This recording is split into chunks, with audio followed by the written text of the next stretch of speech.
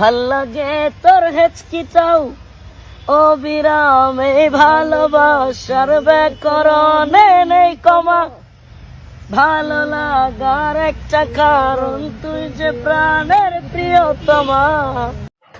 সামাজিক যোগাযোগ মাধ্যমে ছড়িয়ে পড়া একটি গানের ভিডিও নিয়ে আলোচনার মুখে অবশেষে মুখ খুলছেন ইসলামী বক্তা রফিকুল ইসলাম মাদানী। ভিডিওটি সম্প্রতি বা কৃত্রিম নয় বলে দাবি করেন তিনি। এটি প্রায় 2.5 বছর আগে তার স্ত্রীকে শোনানো একটি গানের ভিডিও। পুরো ঘটনাকে ঘিরে নিজের ফেসবুক পেজে দীর্ঘ স্ট্যাটাস দিয়েছেন তিনি। রোববার 24 মে রাতে সামাজিক যোগাযোগ মাধ্যমে রফিকুল ইসলাম মাদানী একটি রোমান্টিক গানের ভিডিও ভাইরাল হয়। ভিডিওটি নিয়ে বিভিন্ন আলোচনা সমালোচনার মধ্যে তিনি পোস্ট দিয়ে জানান, সিলেটের একটি রিসোর্টে স্ত্রীকে গান শোনানোর সময় পেছন থেকে গোপনে ভিডিও ধারণ করা হয়েছিল। স্ট্যাটাসে তিনি লিখেন, আমি প্রথম বিয়ে করার পর আজ থেকে 2.5 বছর আগে সিলেটের একটি রিসোর্টে বসে আমার স্ত্রীকে একটা সঙ্গীত শোনাচ্ছিলাম।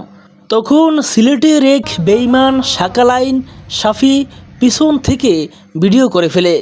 আমি যখন বিষয়টি দেখে ফেলি তখন সে বলে, ভাই এই ভিডিও আমি কখনোই ছাড়ব না।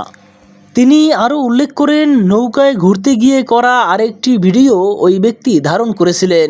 পরে ভিডিও মুছে ফেলার অনুরোধ করলে তিনি কসম করে আশ্বাস দিয়েছিলেন যে সেগুলো কখনো প্রকাশ করবেন না। ভিডিওটি ঘিরে ট্রল ও সমালোচনার বিষয়ে প্রতিক্রিয়া জানান এই ইসলামিক বক্তা। তিনি দাবি করেন, আওয়ামী লীগের সমর্থক ও কিছু হিংসুক ব্যক্তি তাকে নিয়ে উপহাস করছেন এবং এতে তিনি ভেঙে পড়বেন বলে ভাবছেন। পোস্টের শেষাংশে তিনি নিজের অবস্থান স্পষ্ট করে লিখেন, আমি আমার আদর্শ ও বিশ্বাস নিয়ে সামনে এগিয়ে যাব। মানুষের কল্যাণ, ন্যায় বিচার ও সত্যের পক্ষে কথা বলাই আমার লক্ষ্য। আমাকে থামানোর চিন্তা বাদ দেন। আমি এই উম্মাকে অন্তঃস্থল থেকে ভালোবাসি। আমি অন্যায় ও বৈষম্যের বিরুদ্ধে কথা বলতে বিশ্বাস করি। আমার মানসিক দৃঢ়তা কতটুকু সেটা আমার বিরোধীরাও জানেন। আওয়ামী লীগ, ছাত্রলীগ, যুবলীগ সবাই ভালো হয়ে যান।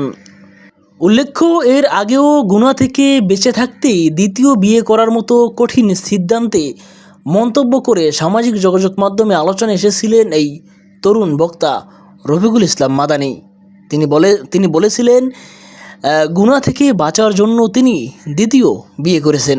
আর্থিক অবস্থান দুর্বল কিংবা তার শারীরিক সক্ষমতা সমস্যা বা যে কোনো কারণে, কিন্তু যদি কেউ একাধিক বিয়েকে ঘৃণা করে, এই বলেন মেয়ে হোক ছেলে হোক, যদি একাধিক বিয়েকে কেউ ঘৃণা করে, যে একাধিক বিয়ে করে তাকে যদি লুচ্ছা বলে, নাউজুবিল্লাহ, আল্লাহর এই আয়াত অনুযায়ী তার ঈমান থাকবে না।